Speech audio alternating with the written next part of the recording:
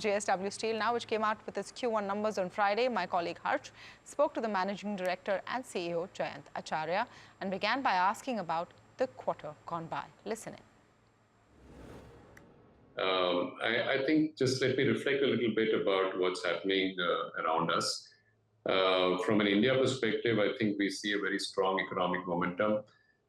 We have just seen IMF also upgrade the economic growth to 7%, RBI at 7.2%. But in general, directionally, we are going very well on the back of a very good FY24 as well. This is reflecting in a very strong steel demand in India.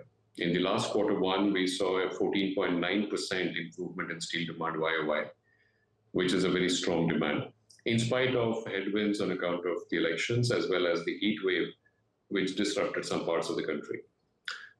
We expect a strong momentum on the steel demand to continue in this year, and we would probably expect to be in the range of 148 to 150 million tons of steel demand by the end of this year, in the full annual year. In the Q1, we had some plant shutdowns in our production facilities at Dolvi and the East Works at BPSL. They have now resumed. So there was a marginal drop in production. However, on the sales side, we have done well. We have improved our sales YOY console on 7%. Indian operations improved by 8%, and it was the highest Q1 sales at Indian operations so far, driven by a very strong sales in the domestic market, a lower export ratio, about 10%, 90% was in the domestic market, which grew YOY by 14%. We had a good, as in line with the expectation, coking coal cost fell by about $23 last quarter. And we look forward to another about $23 to $28 falling in Q2 as well. Iron ore prices have started softening, so that would play into Q2 costs and will support margins. There is one thing I just want to clarify, that in this 9,000 rupees per ton, which you see console, and about 9,200 per ton on Indian operations, there are some one-offs which are there in this quarter, including the inventory reevaluation. So that is about close to 2,000 rupees per ton. So on an operating level, we were actually 2,000 rupees per ton or higher. Understood. Okay, so thank you for that. That kind of captures a lot of the picture, but let's dive deeper. So 11,000 currently in terms of EBITDA per ton. Your journey towards 14 to 15,000 rupees per ton in terms of EBITDA.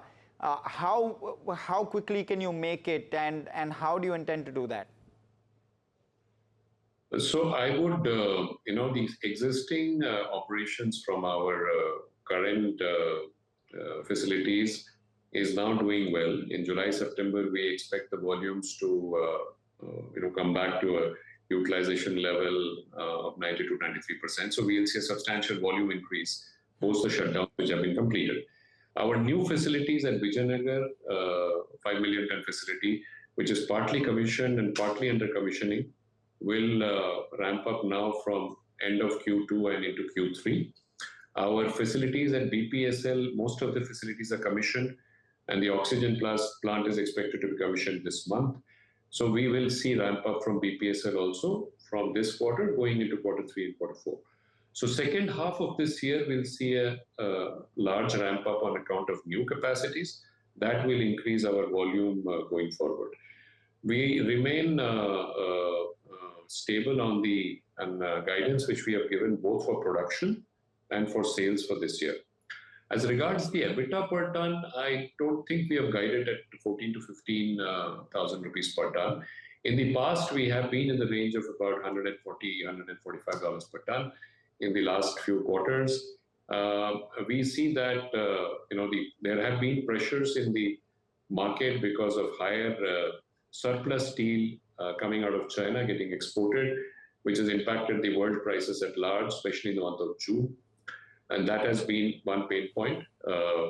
We, unfortunately, because India has a very high level of demand compared to the rest of the world, we are vulnerable to this kind of a trade diversion at predatory prices.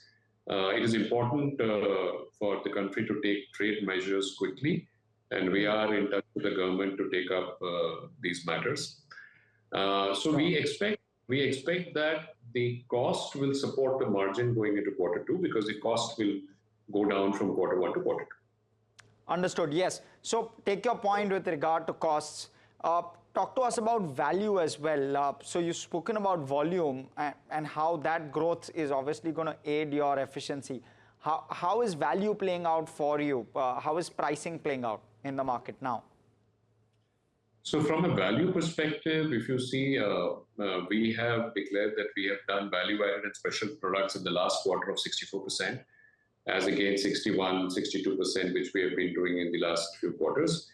We are improving our product mix in the, let's say, downstream and special product business, which is more value accretive to the overall business. That's how, in spite of a softer price environment in the last quarter,